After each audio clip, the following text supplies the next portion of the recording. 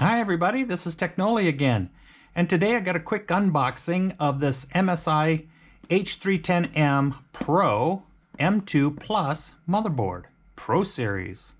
Of course, this is the H310 chipset, and we're going to be doing a build with this, as a matter of fact, later today, and should have the video up tomorrow, with a little inexpensive system, $300 complete. So let's get it opened up. All right. Sure is little. Read some good reviews about this board.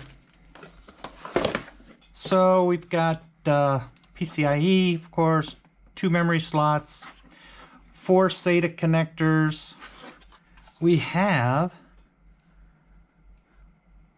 NVMe right here.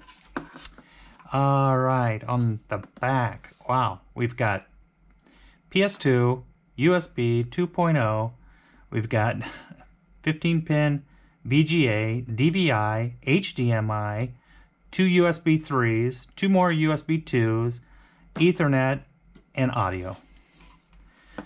So we'll get it put in the system, see how it is. We'll run some benches on it, but it's good. It's a nice board. I really like MSI stuff. The memory on this, we're good up to 2666 on the memory.